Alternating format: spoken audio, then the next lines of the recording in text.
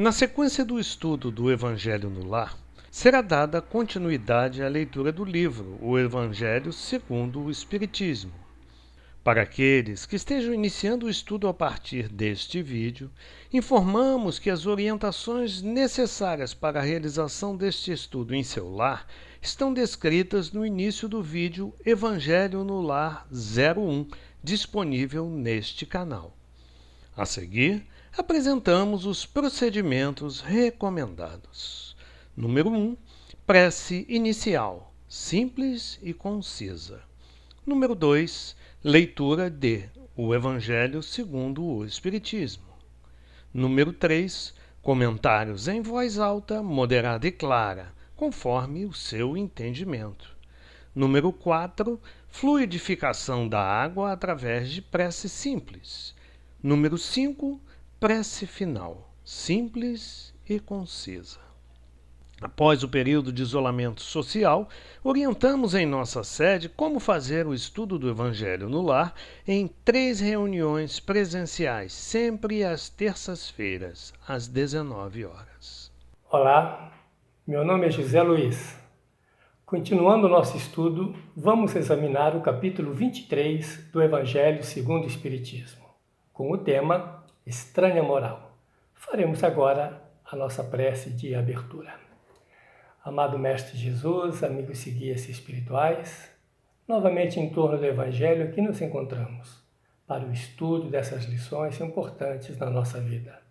Pedimos a todos vós, queridos irmãos e amigos, a devida compreensão para melhor colocá-lo em prática no nosso dia a dia. É assim que pedimos permissão a vós, mas principalmente a Jesus, para dá-lo por iniciado. Graças a Deus. O item 23 compõe os seguintes itens. Quem não odeia seu pai e sua mãe, abandonar seu pai, sua mãe e seus filhos, deixai aos mortos o cuidado de enterrar seus mortos, e não vim trazer a paz, mas a divisão. O Mestre, através destas lições, convida a todos nós para segui-lo como seus discípulos. Este capítulo é muito impactante, pois Jesus se revela nestas lições com uma didática que não estamos habituados e com palavras que, no primeiro momento, nos parece que não saíram de sua boca. Dizem os pesquisadores dos livros sagrados que nos dias atuais não existe nenhum original. O que conhecemos é fruto de cópias feitas por copistas da época. Um ponto a ressaltar aqui é como os copistas elaboraram essas cópias. Na introdução do primeiro volume do livro Sabedoria do Evangelho de Carlos Torres Pastorino, encontramos comentários a esse respeito. Nem sempre as palavras utilizadas eram fiéis ao texto original. Recomendo essa leitura, pois ela nos ajudará a entender melhor as lições do Evangelho. Feita essa ressalva, vamos abordar o tema do capítulo com a leitura do item 1. Uma grande multidão caminhava junto com Jesus. Voltando-se, ele lhes disse: Se alguém vem a mim e não odeia seu pai e sua mãe, sua mulher e seus filhos, seus irmãos e suas irmãs, e mesmo sua própria vida, não pode ser meu discípulo. E todo aquele que não carrega sua cruz e não me segue, não pode ser meu discípulo. Assim, aquele dentre vós que não renuncia a tudo que tem, não pode ser meu discípulo. Lucas, capítulo 14, versículos 25 a 27 e 33. Logo no primeiro item, a palavra odiar nos causa espanto. Se alguém vem a mim e não odeia seu pai, sua mãe, sua mulher, não pode ser meu discípulo.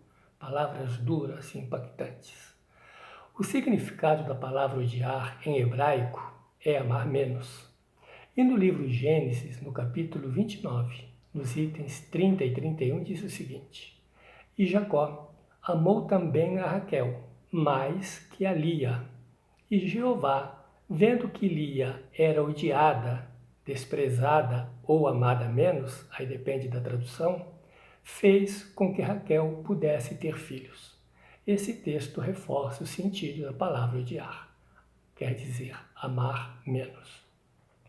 O que Jesus está querendo nos dizer é: se alguém vai até ele por livre e espontânea vontade, mas tem outros interesses, não pode ser seu discípulo.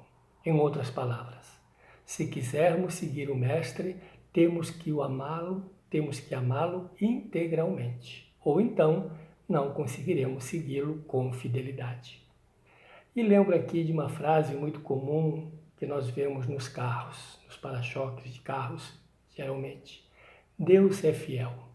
Ninguém tem dúvida disso, não é mesmo? A pergunta a ser feita é: eu sou fiel a Deus? Nós somos fiéis a Deus? Essa é a questão. E no item 4 encontramos a seguinte lição. Vamos lê-la. Aquele que houver deixado por meu nome sua casa, seus irmãos, ou suas irmãs, ou seu pai, ou sua mãe, ou sua mulher, ou seus filhos, ou suas terras, receberá o cêntuplo de tudo e terá por herança a vida eterna. Mateus, capítulo 19, versículo 29.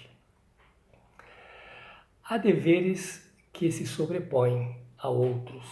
Por exemplo, amamos nosso filho ou nossos filhos, mas se eles tiverem que se afastar do convívio familiar para ir atrás de seus objetivos, é nosso dever apoiá-los. Assim também as conquistas espirituais se sobrepõem às conquistas da matéria.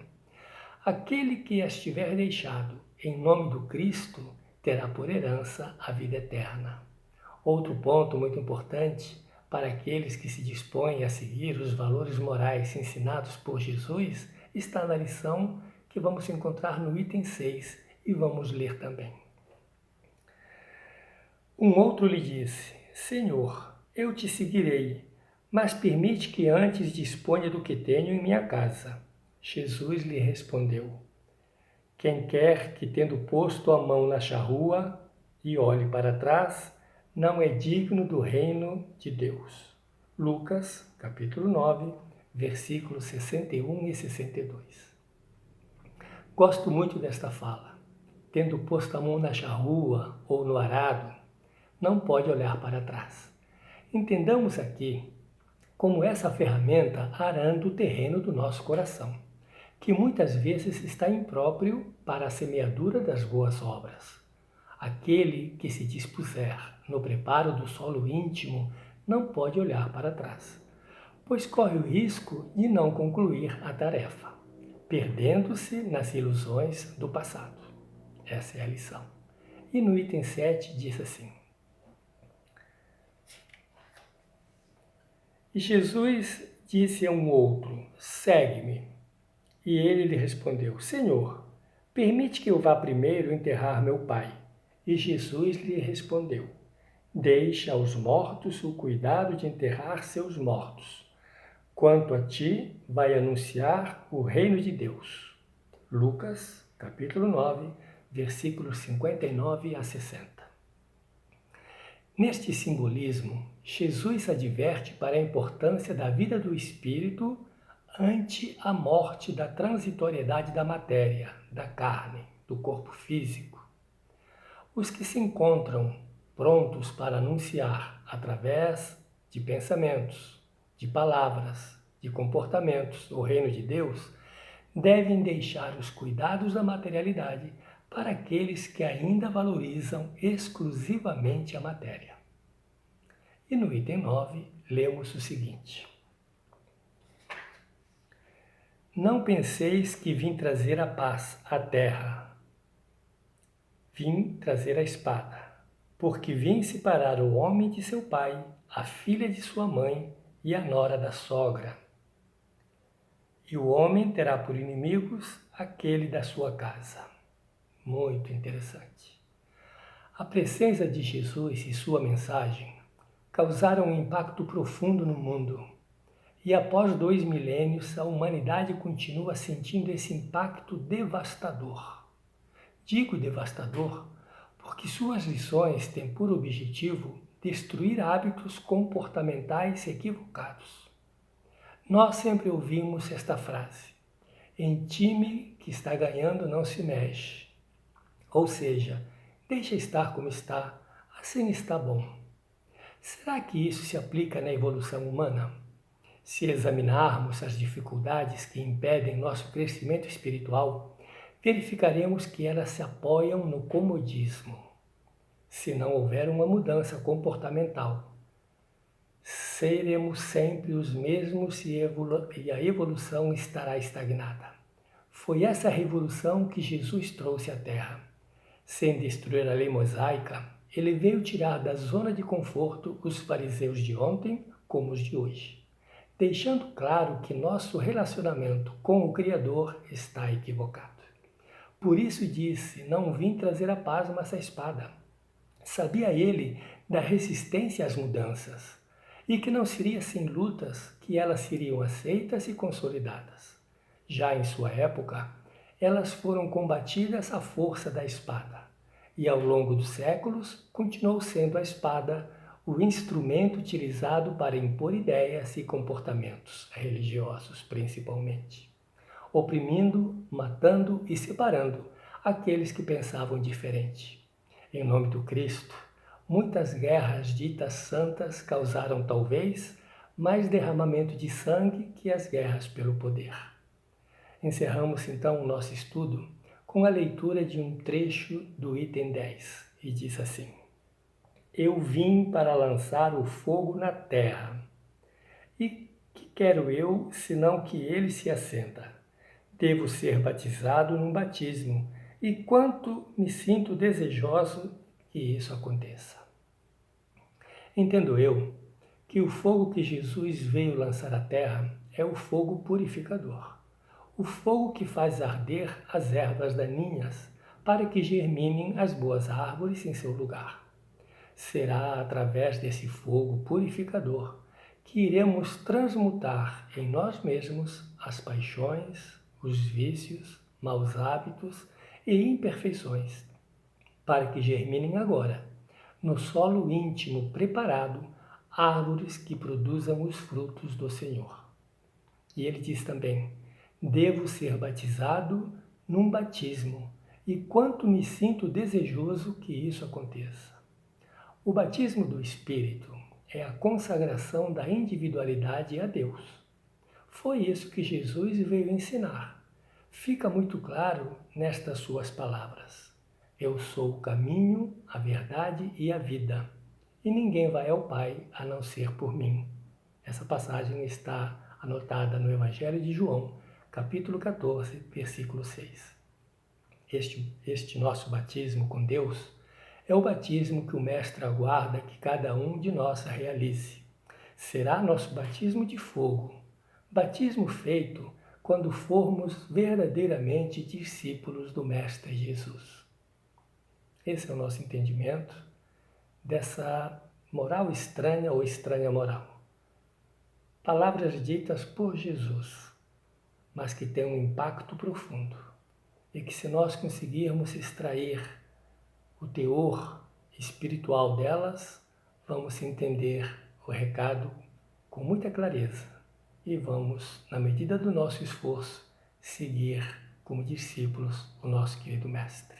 Graças a Deus, faremos agora a fluidificação da água e a nossa prece de encerramento. Amado Mestre Jesus, amigos e guias espirituais, aqui nesta corrente formosa, estamos irradiando sobre essa água previamente preparada todos os nossos melhores sentimentos, energias, e pedimos também aos benfeitores espirituais aqui presentes que coloquem os bálsamos, os remédios, lenitivos, tudo aquilo que seja importante para quando dessa água nós bebermos possamos curar os nossos males físicos, mas principalmente os nossos males espirituais. Graças a Deus. Querido Mestre Jesus, queridos irmãos e amigos, mais uma oportunidade do Evangelho e somos gratos por isso. Que essas lições possam penetrar profundamente no nosso espírito e que nós possamos movimentar a nossa vontade para colocá-las no nosso dia a dia. Agradecidos, pedimos permissão para dá-lo por finalizado. Graças a Deus. Não é a prática do Evangelho no lar que muda as nossas vidas, e sim a mudança da nossa conduta, do nosso modo de pensar e agir. Muita paz.